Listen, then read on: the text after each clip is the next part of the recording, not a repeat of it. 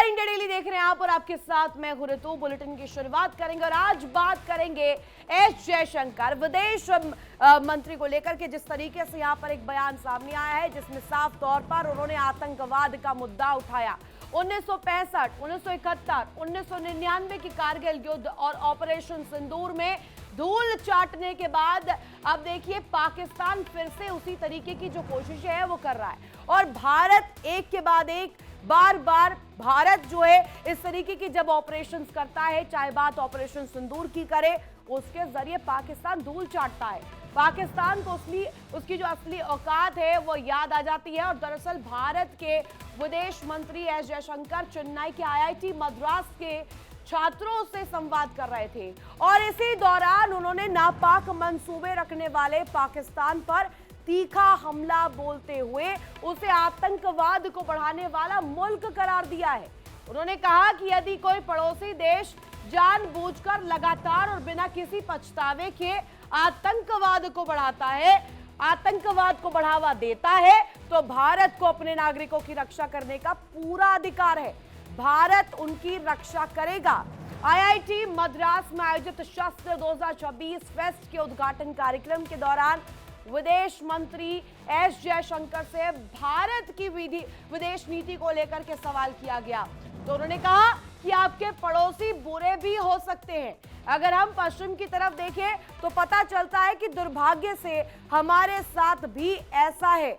अगर कोई देश जानबूझकर लगातार आतंकवाद फैलाता है तो हमारे पास भी आतंकवाद के खिलाफ आत्मरक्षा का अधिकार मौजूद है। हम भी आत्मरक्षा कर सकते हैं, अपने लोगों को महफूज रख सकते हैं, हम उसका इस्तेमाल भी करेंगे, लेकिन ये हम पर है कि हम इसका कैसे इस्तेमाल करते हैं, कब इस्तेमाल करते हैं और किसके ऊपर इस्तेमाल करते हैं। ये तमाम चीजें भारत पर निर्भर करती है। कोई हमें ये नहीं बता सकता कि करना क्या चाहिए और क्या नहीं करना चाहिए। हमारी डिप्लोमेसी हम खुद तय करेंगे, हमारा वर्ल्ड ऑर्डर हम खुद तय करेंगे, अपनी सुरक्षा के लिए हम वो सब कुछ करेंगे जो हमें करना चाहिए। और इसको लेकर के तस्वीर भी यहाँ पर एस जयशंकर जो है पेश करते हुए नजर आए, आतंकवाद को लेकर के बात रखते हुए नजर आए।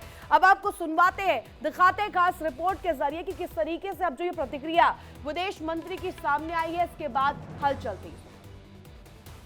विदेश मंत्री एस जयशंकर ने पाकिस्तान को बुरा पड़ोसी करार देते हुए आतंकवाद के मुद्दे पर एक बार फिर चेतावनी दी है। उन्होंने आईआईटी मद्रास में छात्रों को संबोधित करते हुए कहा कि यदि कोई पड़ोसी देश जानबूझकर और लगातार आतंकवाद को बढ़ावा देता है तो भारत को अपने लोगों की रक्षा करने का पूरा अधिकार है और वह इस अधिकार का इस्तेमाल करेगा। विदेश मंत्री एस जयशंकर का यह बयान पिछले साल अप्रैल में पहलगाम आतंकी हमले के जवाब में किए गए ऑपरेशन सिंदूर के संदर्भ में था, जब भारत ने ऑपरेशन सिंदूर के माध्यम से आतंकवाद के खिलाफ अपने लोगों की रक्षा करने के अधिकार का प्रयोग किया और अप्रैल में पहलगाम आतंकी हमले के मद्देनजर पाकिस्तान और पाकिस्तान अधिकृत कश्मीर में आतंकी ढांचे को निशाना बनाया। इस दौरान विदेश मंत्री एस जयशंकर ने कहा कि आपके पड़ोसी बुरे भी हो सकते हैं, दुर्भाग्य से हमारे हैं। जब आपके पड़ोसी बुरे हों तो पश्चिम वालों को देखिए। अगर कोई देश ये तय करता है कि वो जानबूझकर लगातार और बिना पछतावे के आतंकवाद जारी रखेगा तो हमें अपने लोगों को आतंकवाद से बचाने का अधिकार है। हम उस अधिकार का इस्तेमाल करेंगे। हम उस अधिकार का इस्तेमाल कैसे करेंगे ये हम पर निर्भर है। कोई हमें ये नहीं बता सकता कि हमें क्या करना चाहिए या क्या नहीं करना चाहिए। हमें अपनी रक्षा के लिए जो कुछ भी करना होगा वो करेंगे। कई साल पहले हमने पानी बांटने की व्यवस्था पर सहमति जताई थी, लेकिन अगर दशकों तक आतंकवाद होता है तो अच्छी पड़ोस की भावना नहीं रहती। अगर अच्छे पड़ोस की भावना नहीं है तो आपको उस अच्छे पड़ोस की भावना का फायदा नहीं मिलता। आप ये नहीं कह सकते कृपया मेरे साथ पानी बांटिए, लेकिन मैं आपके साथ आतंकवाद जारी रखूंगा। यह मुमकिन नहीं है। गौरतलब है कि पिछले महीने विदेश मंत्री एस जयशंकर ने कहा था कि भारत की अधिकांश समस्याएं पाकिस्तानी सेना से उत्पन्न होती हैं। विदेश मंत्री ने इस दौरान आसिम मुनीर पर भी हमला बोला था। विदेश मंत्री के बयान से साफ है कि पाकिस्तान पर भारत का प्रहार आगे भी जारी रहेगा। Bureau report, India daily. तो देखिए ये जो बयान है विदेश मंत्री एस जयशंकर, जिसमें वो कहते हुए नजर आए कि यहाँ पर खून और पानी एक साथ नहीं बह सकता। साफ तौर पर ये नीति दिखाता है, भारत का रुख साफ करता है कि भारत क्या चाहता है। पूरे आतंकवाद के मुद्दे पर पाकिस्तान अब इसको लेकर घिर गया है। भारत अपनी सुरक्षा और अपने राष्ट्र हितों को सबसे सर्वोपरि रखता है। रक्षा के लिए, लोगों के लिए वो हमेशा आगे इसी तरीके से काम करता रहेगा। आतंकवाद से निपटने के तरीके पर भी कोशिश करता रहेगा कि पाकिस्तान को भी हर दफा आईना दिखाया जाए, पाकिस्तान को भी हर दफा चेहरा उसका दिखाया जाए। अब ये स्क्रॉल पर जो तस्वीरें चल रही है, ये आपको दिखा रहा है कि जो एस जयशंकर की चेतावनी है वो क्या है। भारत अपनी सुरक्षा और राष्ट्रीय हितों की रक्षा करेगा और आतंकवाद से निपटने के तरीके पर किसी बाहरी दबाव या सलाह को किसी प्रकार से स्वीकार नहीं करेगा। जब कोई पड़ोसी देश लगातार आतंकवाद को लेकर के तस्वीर पेश करता है, आतंकवाद को बढ़ावा देता है, तो ये भारत को अपने लोगों की रक्षा करने का अधिकार देता है, रक्षा करने का पूरा हक भी देता है। ये अधिकार यहाँ पर लोगों को भी है, यहाँ की हुकूमत को भी है कि वो अपने लोगों की रक्षा पूरी तरीके से करे। अब देखिए, सीधे सीधे यहाँ पर जब टारगेट किया गया, कहा गया कि वाटर और टेरर दोनों एक साथ नहीं चल सकता। अगर आप चाहेंगे कि पानी भी लेंगे और साथ साथ खून बहाएंगे, आतंकवाद फैलाएंगे, तो इसको लेकर के तस्वीर जो है, भारत इसको लेकर सख्ती अपनाएगा। इसी पर करेंगे बड़ी चर्चा। बड़ा पैनल मेरे साथ इस वक्त मौजूद है, खास मेहमान जिनसे आपका तारुफ सबसे पहले करा दो। Group captain UK Devnath sir आपको नजर आ रहे होंगे इस वक्त स्क्रीन पर, और हुसैन जावेद जी पाकिस्तान से पत्रकार इस वक्त मेरे साथ कनेक्ट है। सबसे पहला सवाल यूके देवनाथ सर आपसे ही रहेगा। विदेश मंत्री का जो ये बयान है, हम देख रहे हैं कि वो सीधे सीधे टेरर, वाटर, इन तमाम चीजों को एक साथ अगर कहे पैरेलली ड्रॉ करके चलने की बात कह रहे हैं। वो कह रहे हैं कि ये दोनों चीजें हाथों हाथ नहीं चल सकती है। अगर आप चाहेंगे मैत्री का संदेश देना, आप चाहेंगे दोस्ती करना, तो दोस्ती करिए, पानी भी लीजिए, लेकिन फिर आतंकवाद नहीं चलेगा भैया। देखिए, श्री एस जयशंकर जो हैं वो मजे हुए इंडियन फॉरेस्ट सर्विस ऑफिसर के रह चुके हैं, अभी हमारे विदेश मंत्री हैं।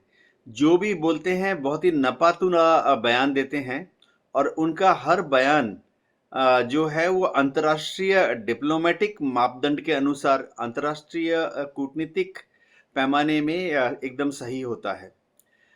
भारत को पूरा हक है कि भारत अपने जो अंदरूनी मामले हैं उनको किस तरह से आगे बढ़ाएगा, जैसे पाकिस्तान को भी पूरा हक है। इसी तरह से भारत को पूरा हक है कि वो अपने डिफेंस में जरूरी कार्रवाइयाँ, जरूरी कार्यक्रम को जारी रखे।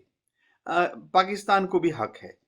लेकिन सबसे बड़ी चीज़ जो फ़र्क है भारत और पाकिस्तान में, वो ये है कि भारत हमेशा से पाकिस्तान के अंदर आतंकवादी कार्रवाइयों को अंजाम देने के पक्ष में नहीं रहा है। अगर आप पीओके को देखें तो शायद पीओके में अभी तक कोई भी ऐसा मामला सामने नहीं आया जहां भारत से गए हुए आतंकवादियों ने वहां जाकर पीओके में जाकर कोई वारदात को अंजाम दिया हो। लेकिन इसके उल्टे पाकिस्तान से अक्सर पिछले 40 साल, 30 साल, 20 साल से आतंकवादी जो कि पाकिस्तान की आईएसआई द्वारा ट्रेंड हैं, वो जेएंडके में घुस आते हैं और आतंकवादी कार्रवाइयों को अंजाम देते हैं। तो ये फर्क हो गया भारत और पाकिस्तान का। तो श्री एस जयशंकर जी ने वो जो कहा, उसका मतलब यही निकलता है कि अगर फिर से कभी पाकिस्तान ने जेएंडके में आतंकवादी कार्रवाइयों को अंजाम देने की कोशिश की तो भारत उसे एक्ट ऑफ वॉर समझेगा। मैं वैसे दर्शकों को बताना चाहता हूं कि देखिए भारत कितने रिस्ट्रेंट से काम कर रहा है। जब लाल किले का हमला हुआ तो हमें सबूत मिले कि शायद जो हमलावर लाल किले में थे उनका लिंक पाकिस्तान से है, लेकिन फिर भी भारत ने इसको एक्ट ऑफ वॉर नहीं कहा। हमने इसको सिर्फ एक टेरर इंसिडेंट कहकर सीधा पाकिस्तान पर कोई हमला नहीं किया। तो ये दिखाता है कि भारत हर कदम को फूंक फूंक कर, नाप तोल कर, बहुत ही अक्लमंदी के साथ पाकिस्तान के साथ पेश होने की कोशिश कर रहा है। अक्लमंदी की उम्मीद अगर पाकिस्तान से आप कर रहे हैं यूके देवनाथ सर, तो मुझे फिर इस बात पर बहुत हंसी आती है अकलमंदी और पाकिस्तान दोनों का दूर दूर तक कोई तारुफ नहीं है। हुसैन जावेद जी मुस्कुरा रहे हैं अभी। हुसैन जावेद जी, ये जो बयान सामने आया है भारत के विदेश मंत्री का, एस जयशंकर का, बहुत स्ट्रांगली कहा इन्होंने कि टेरर वाटर अगर चाहेंगे कि दोनों साथ साथ चले तो नहीं चलेगा। और पहलगाम आतंकी हमला जब हुआ था उसके बाद भी ये तस्वीर जो है पेश की गई थी और इसको लेकर के बहुत स्ट्रांगली जो है रिएक्ट भी किया गया था। सिंधु जल संधि पर समझौते को लेकर जब तस्वीर आई, सिंधु का पानी रोका जाएगा, रोका गया कुछ दिनों के लिए, उसके बाद जो तस्वीर आई थी वो भी अपने आप में बहुत क्रूशल तस्वीर थी। इस बयान को कैसे ले रहे हैं आप? रितु जी, सबसे पहले आपका शुक्रिया कि आपने इनवाइट किया और जो हमारे पैनलिस्ट हैं उनको भी सलाम। देखिए, जयशंकर साहब जो हैं उनके दो अंदाज हमारे सामने आए हैं इस साल के शुरू में। एक अंदाज हमने उनका ढाका में देखा जहां उन्होंने हमारे स्पीकर कौमी असेंबली के साथ हैंडशेक किया और हाँ, एक अच्छी किस्म की प्लेजेंट्री एक्सचेंज हुई है। हाँ, दूसरा बयान जो आपने आज का हवाला दिया है, जो आपकी रिपोर्ट और जो आपका टॉपिक है, तो मैं जी, समझता हूँ नया साल है और एक बार फिर से इस तरह की चीजें जो है वो रिपीट होती है कि हमारी स्टेट पॉलिसी ये रहेगी, पानी और खून साथ इस तरह बह नहीं सकते हैं और पाकिस्तान अपने यहाँ से आतंकवाद को लगाम दे। ये आई थिंक मेरे ख्याल में उसी तरह का एक रवायती बयान है, एक रूटीन का बयान है जैसे हम पिछले पूरे साल सुनते आए हैं। जाहिर बात है, नया साल आया है तो उन्होंने ये शो किया कि हमारी पॉलिसी यही रहेगी और कोई अमन की ज्यादा उम्मीदें इस तरह लगाई ना जाए। तो ये तो हमें भी पता है कि अमन का जो इस तरह का रास्ता है वो इतना पास नहीं है, तो अभी कुछ अरसा ऐसे ही चलता रहेगा। तो मैं नहीं समझता इसमें कोई ऐसी नई बात है कि जो हमारे लिए इस तरह से हैरान करो। हम इंडिया की पॉलिसी को अच्छी तरह पिछले साल से जान भी गए हैं और उन्होंने बिल्कुल अपनी वो उसी चीज को यहाँ पर रिपीट भी किया। एक बात मैं यहाँ पे उसका दूंगा हवाला, क्योंकि अभी देवनाथ जी ने कहा कि पाकिस्तान के जानिब से आतंकवाद होता है J&K के अंदर। और तो उसमें मैं ये कहूंगा सर, देखें बात ये कि आतंकवाद जो है पिछले 15-16 साल से हमारे पास भी ऐसी इंटेल्स है, हमारे पास भी ऐसे सबूत हैं और हमने आपके हाई ऑफिशियल्स को हैंड ओवर भी किए कि बलूचिस्तान के अंदर इंडियन हैंड पाया जाता है। और ये आज से हम नहीं कह रहे हैं, ये सबसे पहले तब वो था 2010 के अंदर जब शर्मुल शेख में हमारे उस टाइम के जो पीएम थे गिलानी साहब और आपके मनमोहन सिंह साहब, गिलानी साहब ने वहां पे उनको कहा था, बकायदा डोजियर दिया था कि यहाँ पे इस तरह के सबूत हमें मिल चुके हैं। और बाद में 2015 भी हुआ जब कलभूषण का पर केस ये इस जो तरह सामने आया। नीति तो मैं जिस समझता हूँ जिस ये जिस नीति पिछले की जिक्र हो रहा है, जिस नीति को लेकर 15-20 बात हो साल रही से है, मैं इस बहुत स्ट्रांगली हर दफा कहा है ना, हर दफा ये कहा है। ऐसा नहीं है कि पहली दफा ये भारत ने रखा हो। हुसैन जावेद जी, इससे पहले बहुत बार कई दफा ये बात भारत बहुत स्ट्रांगली रख चुका है कि अगर आप सीमा पार से, सरहद पार से इस तरीके की गतिविधियों को करेंगे तो भारत इसके लिए स्ट्रांगली बात रखेगा, आवाज भी उठाएगा। और पूरा ग्लोबल ऑर्डर सुन रहा है अभी आजकल।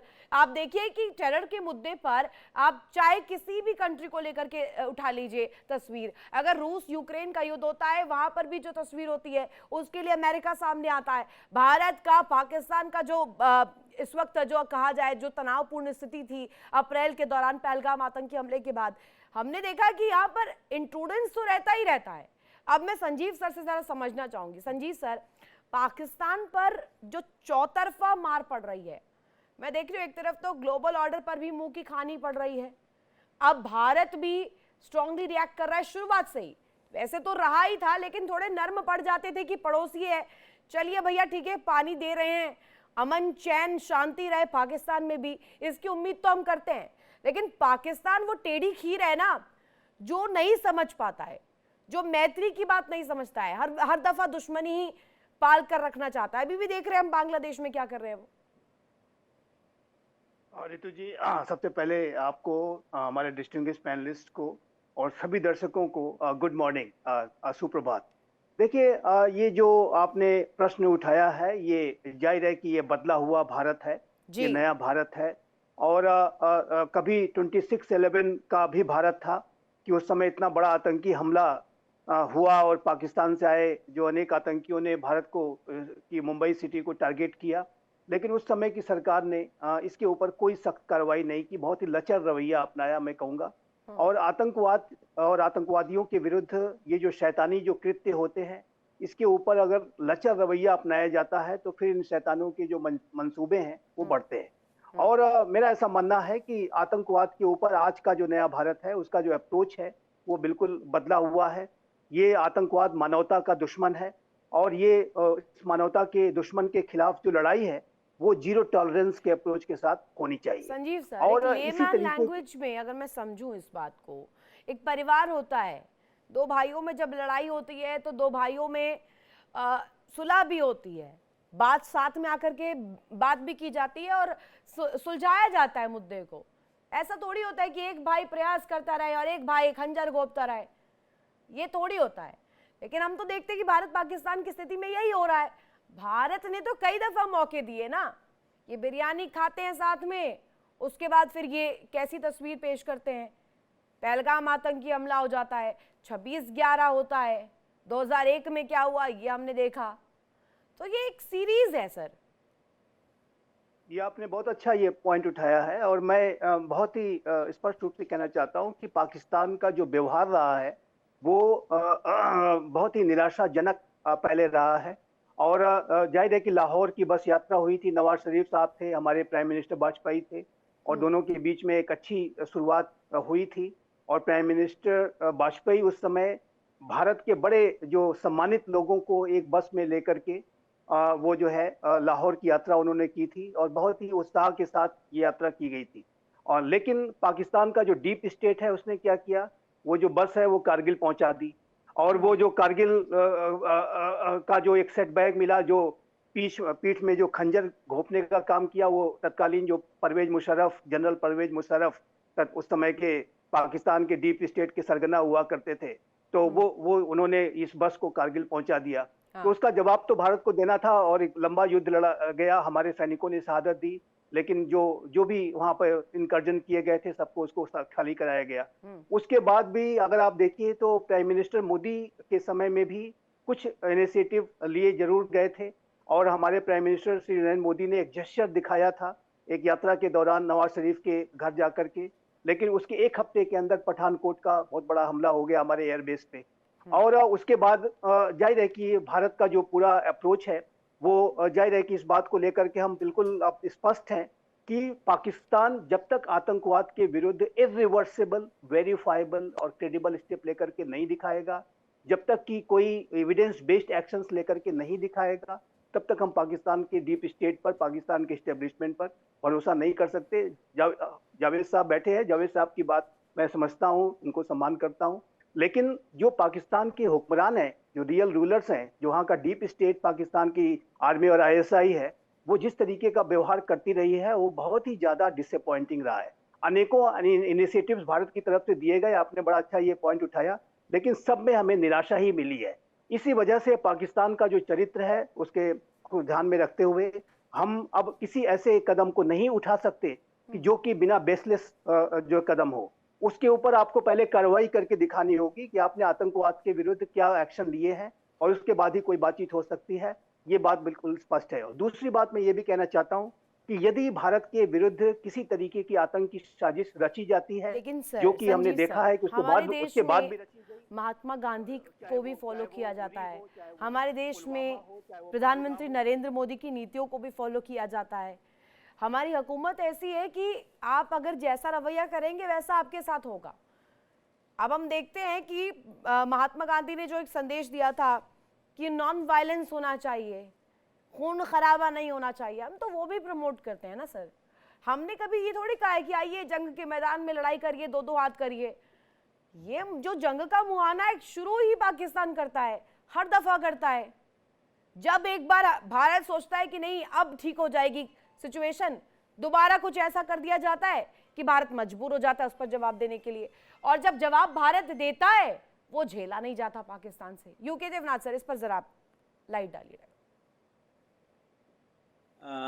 पाकिस्तान के साथ हमारी जो बातचीत है वो हमेशा डिप्लोमेटिक लेवल पर इसी बात से शुरू होती है कि पाकिस्तान अलग अलग इंटरनेशनल फोरा पर, चाहे वो यूनाइटेड नेशन हो, अरब लीग हो, ओआईसी हो, वहाँ से कश्मीर का जो मुद्दा उछालता रहता है। क्योंकि कश्मीर, पाकिस्तान को ऐसा लगता है कि कश्मीर उसका हिस्सा है। राइट। अब ठीक है, इतने तक बात सही थी। इसके बाद दिक्कत ये आती है कि जब पाकिस्तान की जो डीप स्टेट है, आमतौर पर कहें तो पाकिस्तान की आर्मी का ही नाम ले लेता हूँ, वो शायद पाकिस्तान की जनता को यकीन दिलाना चाहते हैं कि एक दिन ऐसा आएगा जब पाकिस्तान की आर्मी भारत के कश्मीर को छीन कर पाकिस्तान के साथ मिला लेगी। हाँ, इससे उनकी जो अवाम है वो उनकी आर्मी से जरा प्रभावित हो जाती है। जब जब पाकिस्तान में आर्मी का रूल आता है तो आम आवाम को खुश रखने के लिए पाकिस्तान की आर्मी इस तरह के बयानात देती रहती है।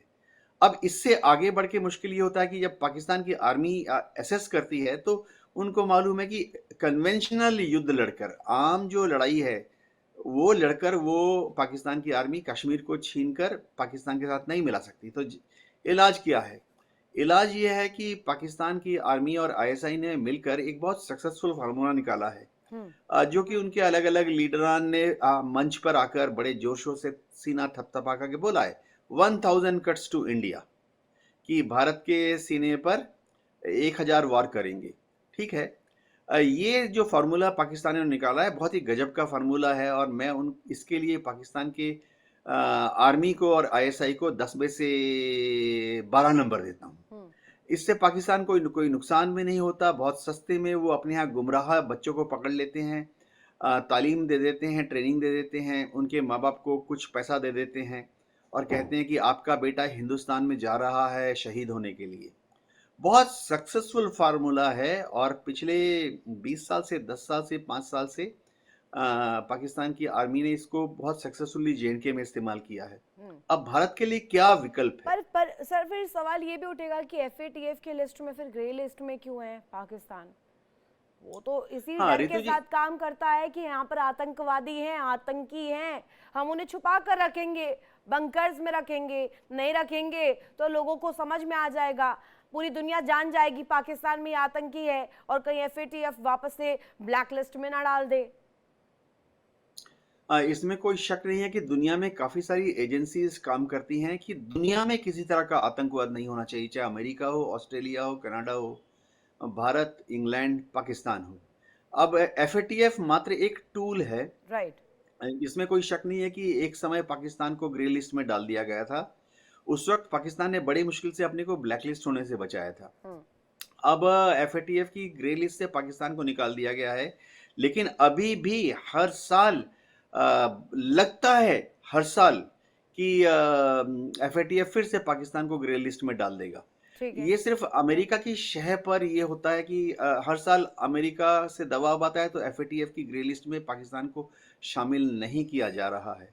लेकिन पाकिस्तान के हुक्मरान को मालूम है कि उनके लिए क्या ज़रूरी है। उनको मालूम है कि अगर पाकिस्तान में हुकूमत करनी है, देखिए कोई भी पार्टी हो, एक खूबसूरत चीज़ ये है कि चाहे पीपीपी हो या पीटीआई इमरान खान की पार्टी हो या पीएमएलएन अभी है, इन सबको एक चीज़ मालूम है कि अगर वोट चाहिए पाकिस्तान में तो इंडिया के खिलाफ कुछ बात करनी पड़ती है, कुछ ठोस लेकर आए, कुछ ऐसा लेकर आए जो इंडिया के खिलाफ इनकी डिप्लोमेसी थोड़ी चमक सके, जो कि चमक नहीं पा रही है, जो कि अभी हाशिए में गई हुई है। और जो तस्वीर पाकिस्तान की आर्थिक संकट से जूझती हुई वो थोड़ी सी उभर कर सामने आया। हुसैन जावेद जी, 1965 में, 1971 में, 1999 में कारगिल युद्ध में कितनी बार खाएगा मार पाकिस्तान?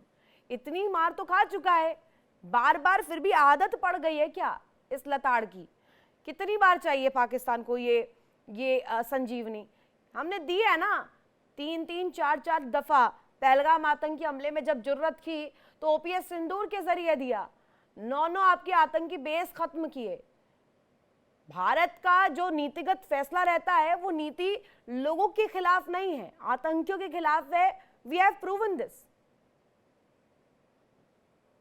जी मैम, बिल्कुल, मैंने आपके सवाल सुना और सबकी मैंने यहाँ पे बातें भी सुनी। मुझे थोड़ा सा टाइम दीजिएगा क्योंकि सबको रिस्पॉन्ड करना है। सबसे पहली बात, अभी जो आपने कहा कि इस तरह की जंगें हुई और उसमें पाकिस्तान को शिकस्त हुई, मैं इसको आप मुझसे इत्तेफाक इसमें ना करें वो आपकी अपनी उसमें मंशा है, लेकिन ये गलत किस्म की चीज है। ये बिल्कुल भी फैक्चुअली राइट नहीं है। मैं आपको बता सकता हूँ, इस पे सबूत भी है। गलत बता देते हैं। कौन जीता था? पाकिस्तान जीता था 1965, 71, 99, कारगिल, पहलगाम आतंकी हमले के बाद। ये सब क्या भारत कह रहा था पाकिस्तान भैया नहीं मत करो, या पाकिस्तान कह रहा था कि अब नहीं हो रहा, नहीं झेला जा रहा? आपके आसिम मुनीर तो बंकर में चले गए थे अभी अप्रैल में ही। सुन लीजिए ना, अच्छा ठीक है, सुन लीजिए। सुनाइए प्लीज, सुनाइए। 1947 जंग में इंडिया का ये हदफ था कि उन्होंने कश्मीर को दोबारा से रिटेन करना।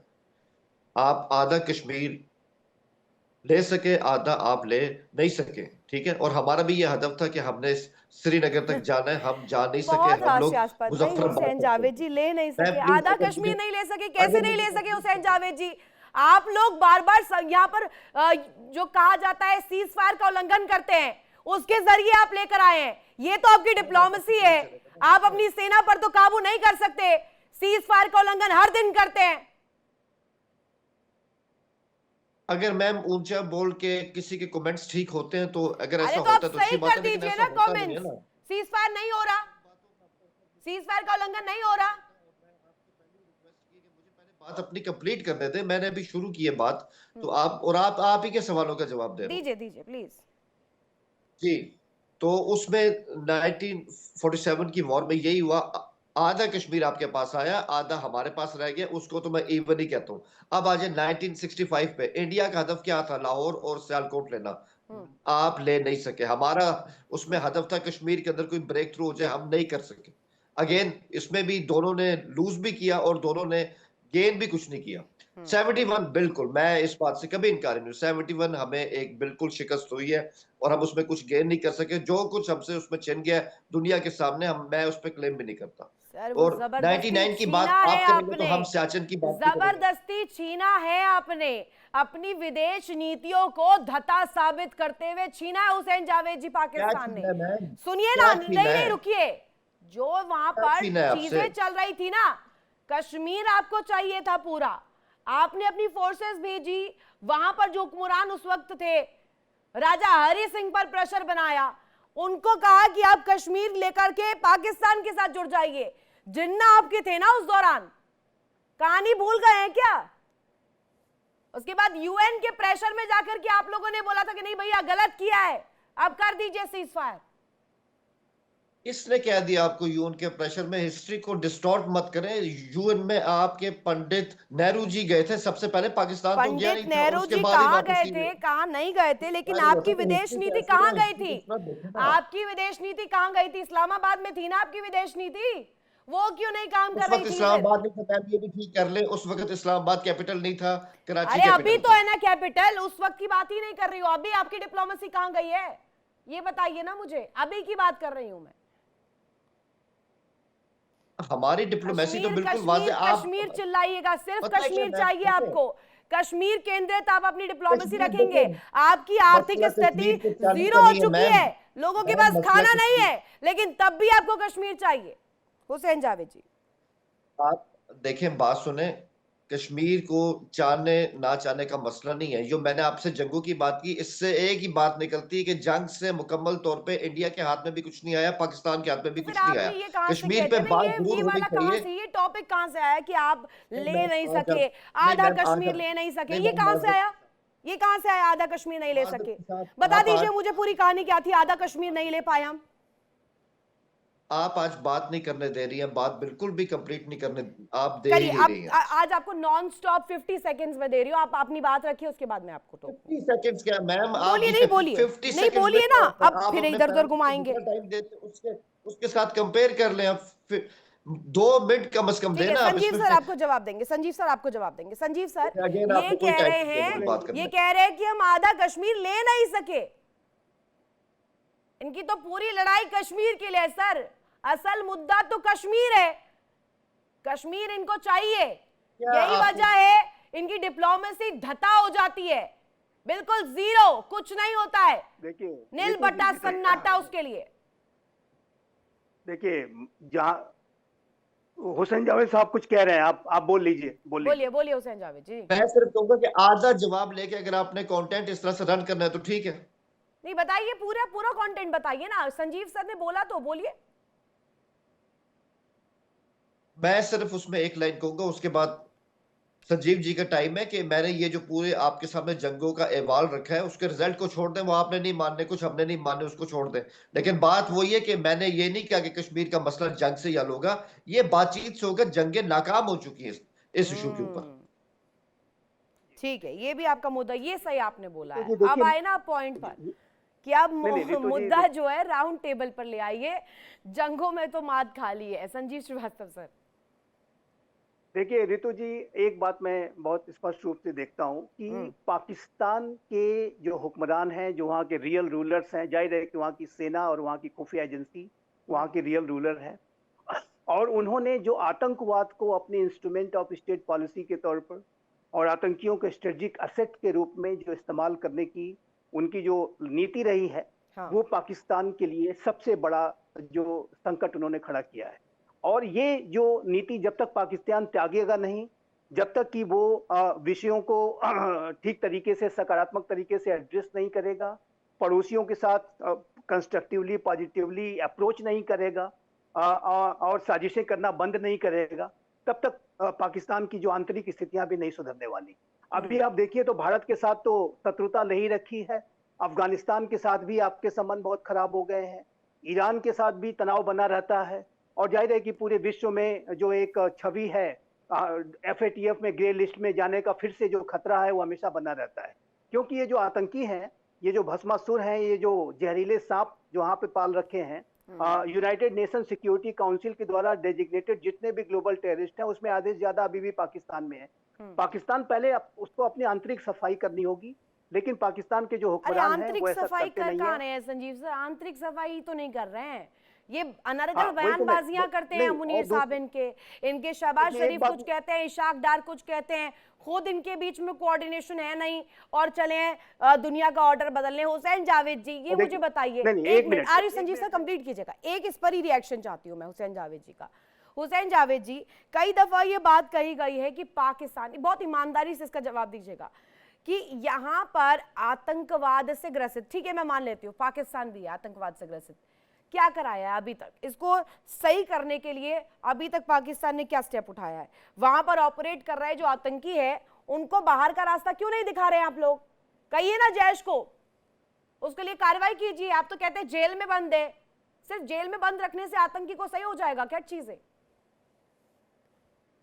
कार्रवाई हो चुकी है मैम, हम उनको जेल क्या में बंद कर कार्रवाई चुके हैं, इन तंजीमों पर बैन लगा चुके हैं, और सबूत क्या है? अभी देवनाथ जी ने कहा दिल्ली ब्लास्ट हुआ था नवंबर के अंदर, बड़ा अफसोसनाक किस्म का वाकया हुआ था, हाँ। उसमें पाकिस्तान का नाम या किसी ऐसी तंजीम का नाम सामने नहीं आया ना, तो ये इस बात का सबूत है कि लगामें दी पाकिस्तान का हुई ही है नाम उनको, सामने आया और वो था। अजहर बिल्कुल भी की आजाद नहीं है। जो हमारे सिस्टर का जिक्र हुआ है, शाहीन को ऑपरेट कर रही थी वो।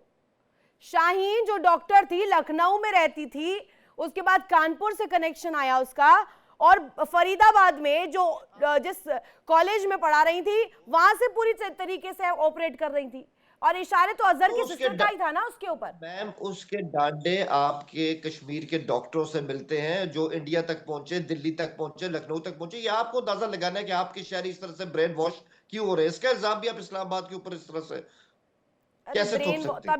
तभी तो एस जयशंकर कह रहे हैं कि कुछ ऐसे भी पड़ोसी होते हैं जो शक्ल से आपको बहुत ज्यादा मैत्री की तस्वीर दिखाएंगे, आपको दिखाएंगे कि दोस्त है, दोस्त दोस्त दोस्त दोस्त, लेकिन अंदर से जो खंजर घोंपते हैं ना, स्लीपर सेल्स आप चलाते हैं, ब्रेन वॉश करवाते हैं मासूम लोगों को, पत्थर लेने के लिए, पत्थर उठाने के लिए। 370 जब हुआ था, वो जब वाकया सामने आया था, उसमें हमने देखा था ना, वो भी तो आप ही लोग करवा रहे थे, ये भारत का थोड़ी था प्लान।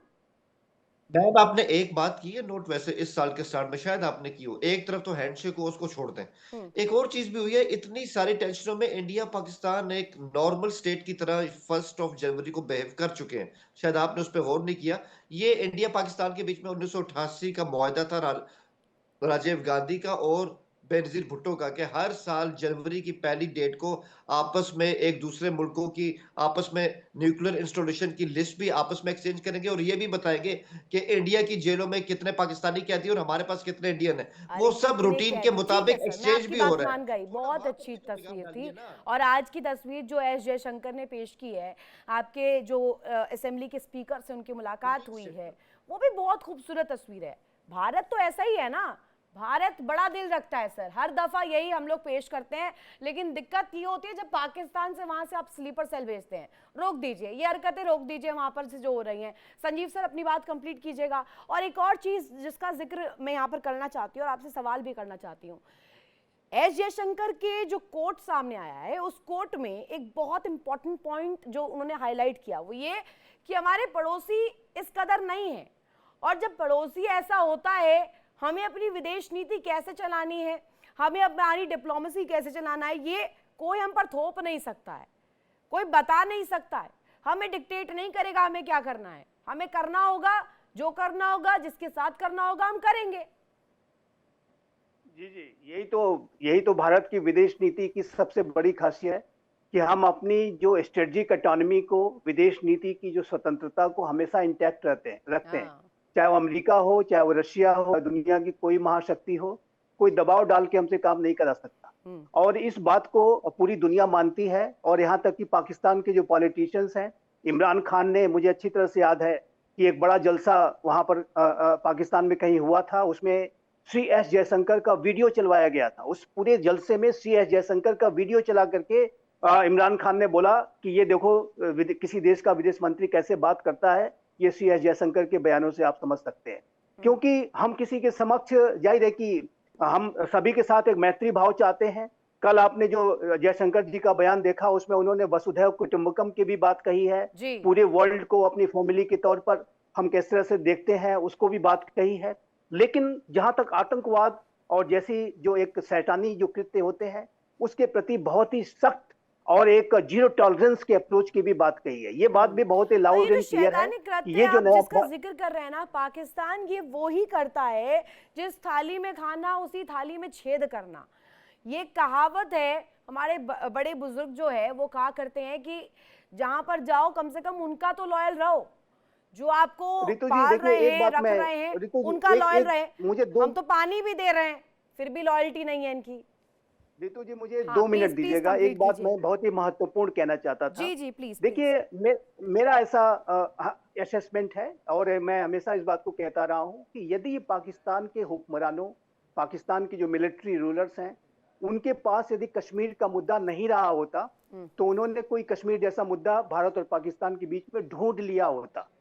क्योंकि जो पाकिस्तान के जो मिलिट्री रूलर्स हैं, उनको चाहिए कोई इशू किसके आधार पर भारत के साथ एक बैर भाव रखें और पाकिस्तान के अवाम को डरा करके रख सकें कि अभी भारत आने वाला है, अभी भारत हमला करने वाला है, अभी भारत ये करने वाला है। जाहिर है कि इस तरीके से एक भय का वातावरण बना करके, भारत का हवा दिखा करके वो अपनी जो मिलिट्री जो रूल है पाकिस्तान के ऊपर, उसको बना के रखना चाहते हैं।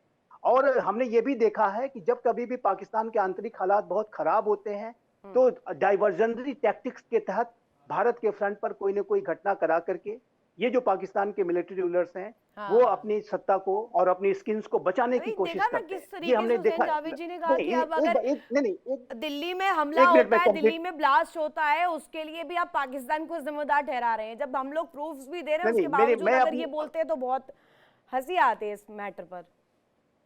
मैं अपनी बात जरा कंप्लीट कर लूं। देखिए, हाँ, इस वजह से मेरा ऐसा मानना है कि ये जो पाकिस्तान की नीति रही है, इंडिया के फ्रंट को इस्तेमाल करना, भारत के और पाकिस्तान के बीच में विभेद को बनाए रखना, आखिर कौन नहीं चाहता था कि लाहौर की बस यात्रा सफल हो। जाहिर है कि पाकिस्तान का डीप स्टेट उसको सैबोटाज कर रहा था। हमेशा से ऐसा होता है कि जब भी कभी अच्छे इनिशिएटिव लिए जाते हैं तो पाकिस्तान की जो मिलिट्री रूलर्स उसको सैबोटाज कर देते हैं। क्यों? इसी वजह से करते हैं क्योंकि चाहते हैं कि भारत और पाकिस्तान के बीच में एक विवाद की स्थिति बनी रहे और ताकि हमारा जो शासन पाकिस्तान में चल रहा है वो आबाद तरीके से चलता रहे। भारत का भय दिखाओ, भारत का हुआ दिखाओ। अगर भारत से रिश्ते सामान्य हो गए तो फिर वो मिलिट्री को कौन पूछेगा? वहां पर तो इमरान खान फिर आ जाएगा। तो ये जो पाकिस्तान के मिलिट्री रूलर्स का जो डर है ना, ये पाकिस्तान की सबसे बड़ी समस्या है। और जब तक ये समस्या जब तक एड्रेस नहीं होती है, ये समस्या ऐसी रहेगी। और भारत पाकिस्तान की जो स्थिति है, खराब पड़ोसियों वाला जो जिक्र एस जयशंकर का है, ये ऐसे ही रहेगा। एक जल्दी से आप 10 सेकंड में प्लीज क्लियर कीजिए मुझे। एक मिनट पहले बात कंप्लीट कर। इसी वजह से मेरा ऐसा मानना है कि ये जो पाकिस्तान की नीति रही है, आतंकवाद को इस्तेमाल करना, भारत के फ्रंट को इस्तेमाल करना, भारत और पाकिस्तान के बीच में विवाद खड़े करके रखना, कभी उसको रिजॉल्व न होने देना, ये जो पाकिस्तान की नीति रही है, पाकिस्तान को बहुत भारी पड़ रही है। ये जो आतंकी हैं, ये जो पाकिस्तान की सेना के ऊपर ही अब सीधे-सीधे हमले कर रहे हैं। ये जो पाकिस्तान का डीप स्टेट अब हिट हो रहा है, चाहे टीटीपी आप देख लीजिए, बीएलए देख लीजिए, बीएलएफ देख लीजिए, सभी पाकिस्तान की सेना को ही सबसे बड़ा शत्रु मानते हैं। हाँ। तो ये जो पाकिस्तान की इस तरीके की नकारात्मक और सोच रही टीटीपी है, को तो खुद उसका ही आखिर बना रहे हैं। पाकिस्तान को ये क्या तो मिला है? तालिबान में जो संकट आया है, ये खुद ही इनका प्रायोजित एक तरह से आप कहिए, इन्होंने ही जी, किया है। जी। और यूके देवनाथ सर, एक चीज मुझे समझाइएगा, भारत तो बात करता है टेक्नोलॉजी में वृद्धि की, भारत तो बात करता है विकास की, भौगोलिक स्ट्रक्चर पे कैसे हम लोग आगे बढ़े, जोग्राफिकल जो हमारी चीजें हैं, जो तस्वीर है, हम डैम्स बना रहे हैं, हम सड़कें बना रहे हैं, हम चांद पर जा रहे हैं, हम तमाम चीजें कर रहे हैं। लेकिन ये पाकिस्तान को दिक्कत क्या है, समझ नहीं आता। ये क्यों जो अपना पास्ट का जो चेहरा है, अतीत का एजेंडा जो इनका चलता आ रहा है, बार बार वो नब्ज क्यों चाहिए इनको, टिटोलनी क्यों होती है, ये अतीत में क्यों जी रहे हैं, प्रेजेंट में फ्यूचर में क्यों नहीं जीते हैं। हो गया, ठीक है, हमने मान लिया था, हमने कह दिया था कि भैया ठीक है, जो हुआ हुआ, उसे रखिए साइड पे और आगे बढ़िए। लेकिन ये तो फिर वही वाली तस्वीर आ जाती कि आतंकी भेजेंगे, स्लीपर सेल्स एक्टिव करेंगे। तो ये भारत के कॉरेस्पॉन्डेंटली क्यों नहीं भर पा रहे? रितु जी, आज़ादी के समय अगर हम देखें तो पाकिस्तान की जीडीपी अच्छी थी, पर कैपिटा इनकम भी अच्छी थी। पाकिस्तान जब आज़ाद हुआ तो उस वक्त पाकिस्तान के आम आवाम ने ये उम्मीद की थी कि पाकिस्तान में उनकी बेहतरी होगी। इसीलिए भारत से भी काफ़ी बड़ी तादाद में मुसलमान भाई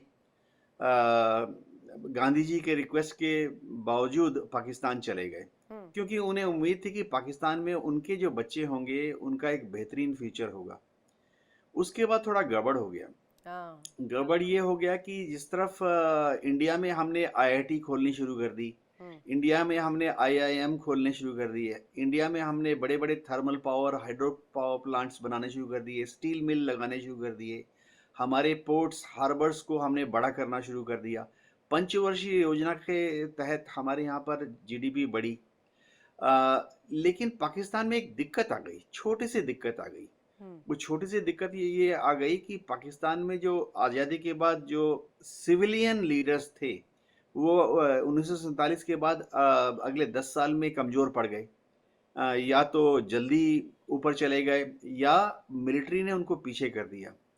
अब आयूब खान आए, जाहिर बात है कि मिलिट्री की शह पर वहाँ पे माहौल कुछ ऐसा चला कि पाकिस्तान की फौज ने जरूरत से ज्यादा रिसोर्सेज फौज की तरफ डाइवर्ट कर दिए।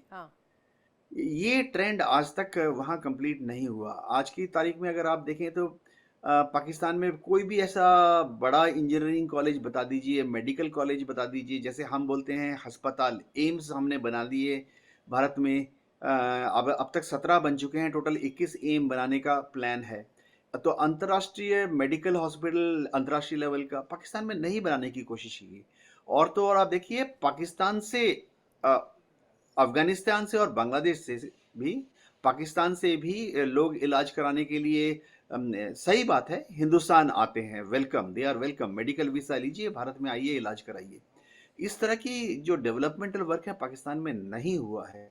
मैं उम्मीद करता हूं कि आने वाले समय में पाकिस्तान में डेमोक्रेसी फ्लरिश होगी, आर्मी को थोड़ा पीछे किया जाएगा और जो मैसिव रिसोर्सेज पाकिस्तान अपनी फौज की तरफ डाइवर्ट करता है उसका एक हिस्सा पाकिस्तान की इंफ्रास्ट्रक्चर डेवलपमेंट, अस्पताल खोले जाएंगे इंटरनेशनल लेवल। नहीं, ये आपने बहुत इंटरेस्टिंग टॉपिक उठा दिया है। ये आप जो कह रहे हैं कि जो पैसा या जो फंड, जो रिसोर्सेज ये अपने आतंकवाद को और आगे प्रोपलेट कर रहे हैं, उसके इस्तेमाल के जरिए आतंकवाद को और बढ़ा रहे हैं या उसके जरिए इन्हें बूस्टअप दे रहे हैं, जो इनके आतंकी देश में रह रहे हैं उन्हें बूस्टअप ना दे करके वो पैसा, वो फंड जो है लोगों के लिए लगा दें तो शायद बेहतरी हो जाएगी। हुसैन जावेद जी, इस पर तो जवाब दीजिएगा ही। बहुत अच्छा टॉपिक यूके देवनाथ सर ने छेड़ दिया यहाँ पर। और साथ ही ये भी मुझे बताइएगा, पाकिस्तान तो अमन चैन शांति चाहता है ना, एम आई राइट? अगर अमन चैन शांति चाहता है तो एलओसी पर संघर्ष विराम का उल्लंघन क्यों करता है? हम आए दिन खबरें सुनते हैं, आए दिन वहां पर तस्वीर आती है। देखिए, जहां तक एलओसी की बात है, एक लंबे अरसे से एलओसी के ऊपर किसी किस्म के कोई ऐसे हालात की खबर नहीं है कि वहाँ पे इस तरह की वॉयलेशन हो रही है। ऑब्वियसली जब मई जून था उस टाइम इस तरह के बहुत से वाकयात हुए थे। उसके बाद कम से कम हमने तो नहीं सुना है कि एलओसी के ऊपर कोई इस तरह की टेंशन इस वक़्त भी है। बिल्कुल भी नहीं है।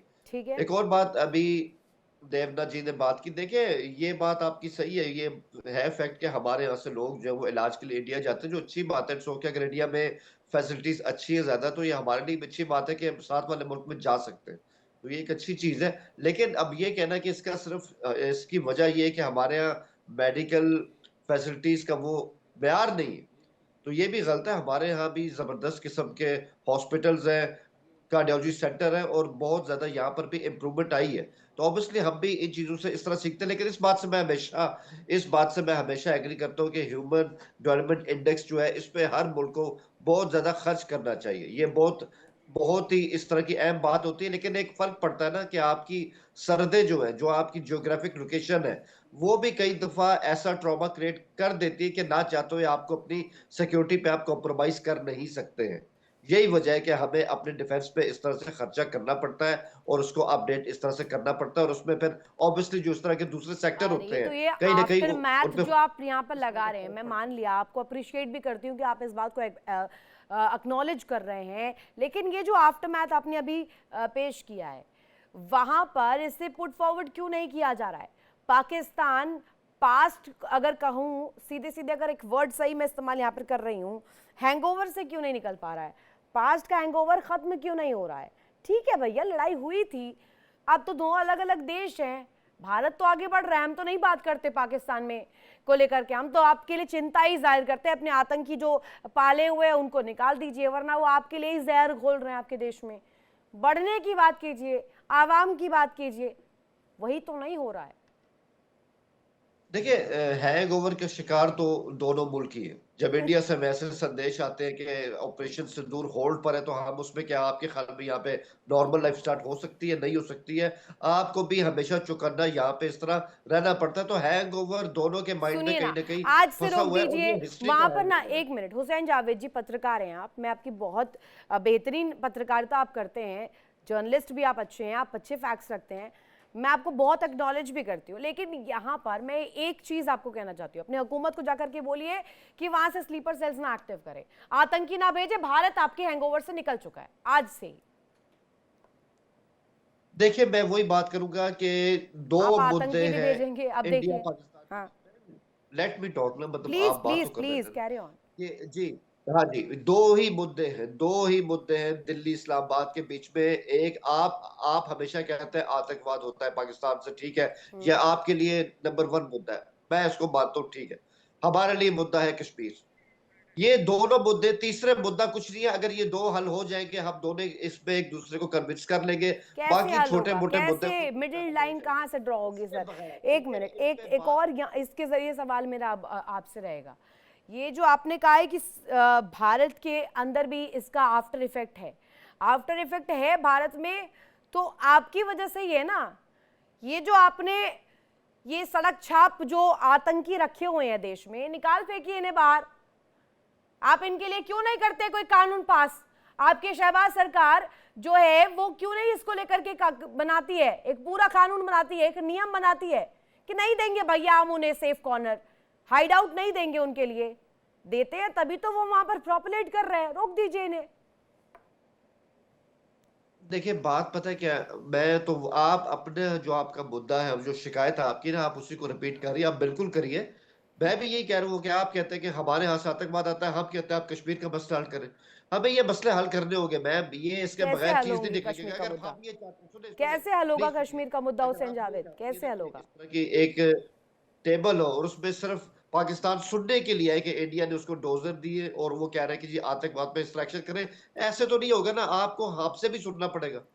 टू वे ट्रैफिक होगी तो मसले हल होंगे, मैं आपको ये बता रहा हूँ। और मैं एक और बात, जब मैं आपसे कहता हूँ ना कश्मीर का वो तो मसला, आप ये भारत मत प्रयास समझिए, कर रहा है, सुनिए। भारत ने कहा ना। एस जयशंकर की बात नहीं सुनी आपने, मुझे लग रहा है एस जयशंकर यही तो कह रहे हैं कि आप खून मत बहाइए, खून और पानी साथ नहीं चल सकता।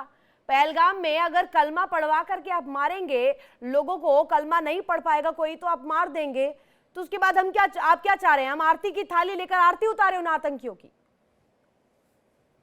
देखिए मैम, अब एस जयशंकर, मैं आपको एक बात बताऊं, सिर्फ मैं इसमें अब एक ही लाइन कहूंगा क्योंकि इतना टाइम भी नहीं बचा आपके पास, जी कि जी। इंडियन हुकूमत ने अगर नए साल की अपनी कोई रेजोल्यूशन तय की है ना, सबसे पहले उनको जयशंकर साहब से पूछना चाहिए कि साहब क्या वजह है कि आज चाइना के साथ हमारे ताल्लुकात खराब है, अमेरिका के साथ खराब है, पाकिस्तान को तो छोड़ दें, अरे सर बांग्लादेश सुनिए से ना, खराब नहीं है नहीं, आप। बहुत बहुत मनोहर बातें आप कर रहे हैं, रुकिए ना। आपने रेजोल्यूशन का जिक्र किया है, आप भारत को छोड़ दीजिए, आप पाकिस्तान को कहिए रेजोल्यूशन ले, आतंकी बाहर निकाले, आतंकवाद पर रोकथाम करे। यही रेजोल्यूशन आज के लिए और आज इस साल के लिए 2026 के लिए पाकिस्तान रखे, आपके लिए बेहतरी होगी सर। भारत के लिए छोड़ दीजिए, भारत अपना हाल सुधार लेगा, खुद सुधारने के लिए हम सक्षम है। बहुत शुक्रिया, इतना ही वक्त था मेरे पास, कीमती वक्त देने के लिए आप सभी का शुक्रिया इस डिस्कशन में शामिल होने के लिए।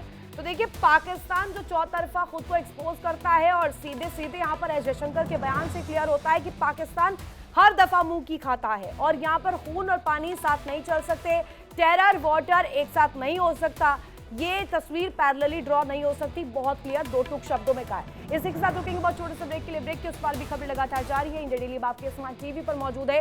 इंडिया डेली 24/7 अब इन सभी प्लेटफॉर्म पर लाइव देखिए।